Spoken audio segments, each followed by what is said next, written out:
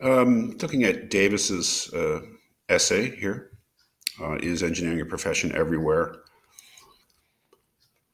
I think that one way to think about it, generally speaking, is that Davis is rejecting the so-called sociological approach to conceiving of a profession in favor of what he calls the philosophical approach.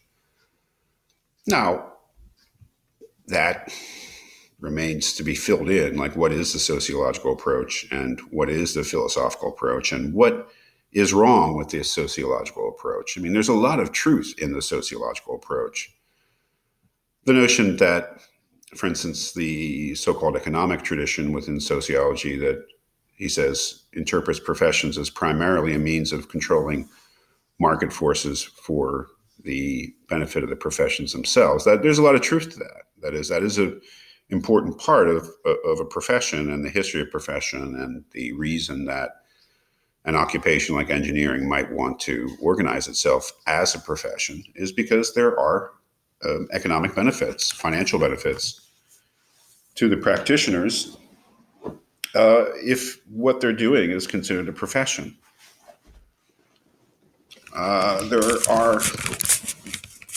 There's a lot of truth to that, and there's perhaps a lot of truth to the so-called political and anthropological approaches within the sociological approach, and they're important to know.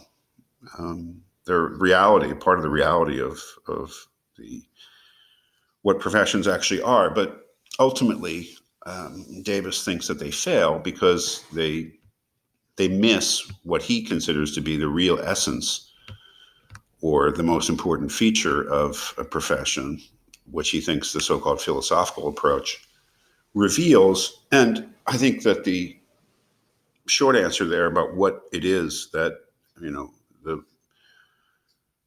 the philosophical approach includes, and the sociological one doesn't, is the moral aspect of profession.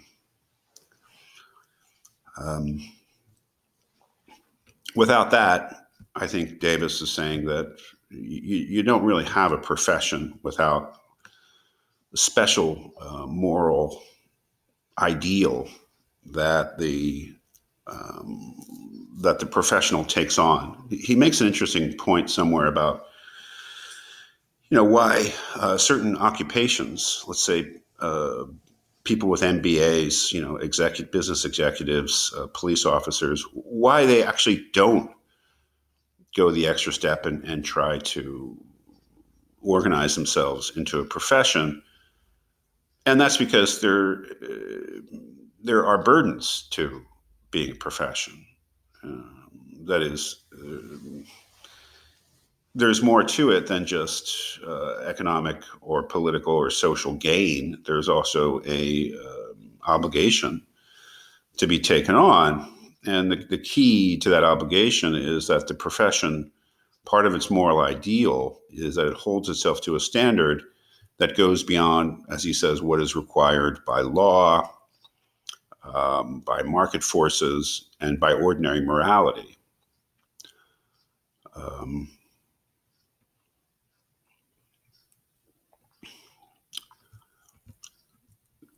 And I think that is really the moral ideal idea, very similar to Sieghart's notion of the noble cause.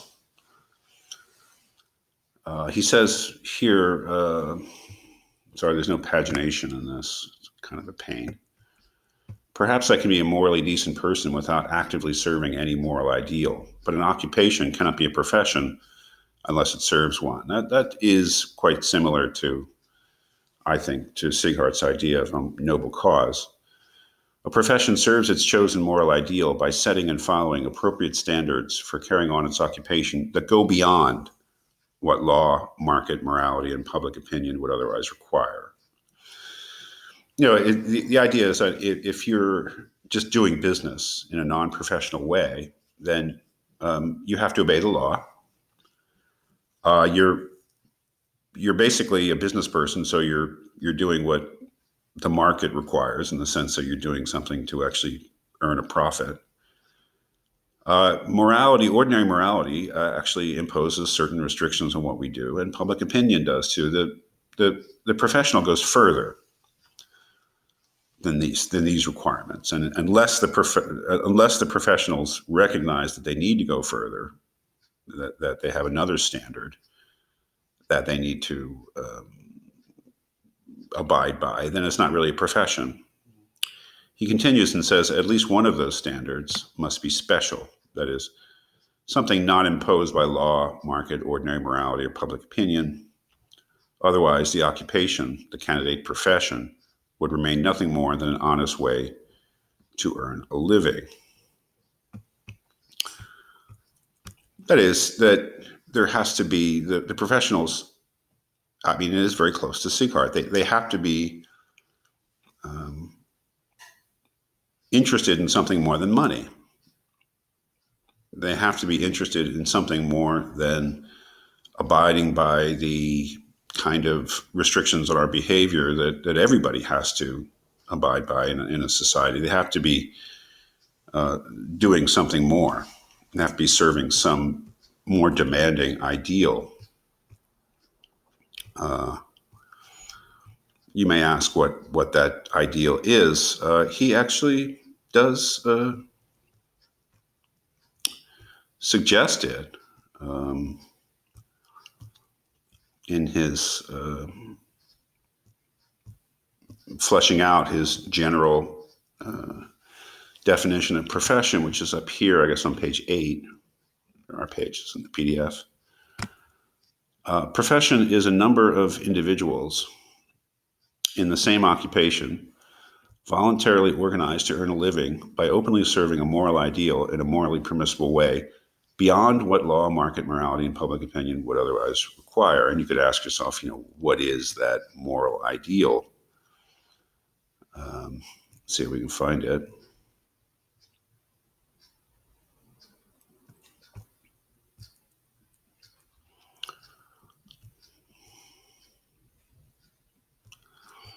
Sorry, let me pause it for a second, though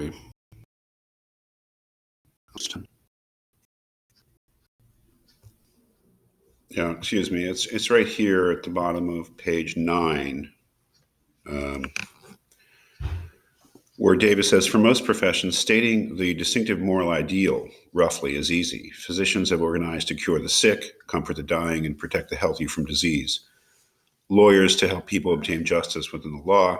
Accountants, and he would, I suppose, view accountants, at least CPAs, as professionals to represent financial information in ways both useful and accurate, architects to build durable, convenient, and beautiful structures, and so on. Health, a comfortable death, justice within the law, accurate financial information, beauty, and the like are goods we all recognize as significant. The moral ideal engineering serves is also easy to state. The construction, maintenance, and improvement of safe, efficient, and useful physical systems, or in short, the material progress of humanity. So, which is a kind of an answer to Sieghart in a way of why engineering is actually a profession. Sieghart had no conception of engineering being a profession. I think Davis is saying that it has every right because it can state its moral ideal, and it is that moral ideal and the notion that there's something more important, that there's a special standard that says that there's something more important than the self-interest of the professional that makes it a profession. Now, Davis does say here, again, page 10, moral ideal is, as I should add, not a mere synonym for public service. The ideals I just listed are all easily understood as forms of public service, but some are not. And then he talks about science. I don't know about that. That is that one of the things about Davis, Siffords, and Sieghart is that he believes that there are more professions. That is that many of the things that Sieghart would not call a profession, I supposedly Davis would. I think that's an interesting point. Science could be a profession. I suppose that many things could be a profession. One of the things that Davis says is that a profession doesn't necessarily have to be learned. I don't know about that. And one of the things he doesn't talk about is the kind of work that professionals do. One of the things that's not really discussed here is how the kind of areas of life that doctors and lawyers deal with may actually be special, and the kind of areas of life that a clergy person, a rabbi, a priest, a minister, etc., deal with may be special. I think that that's something that is an open-ended question in Davis.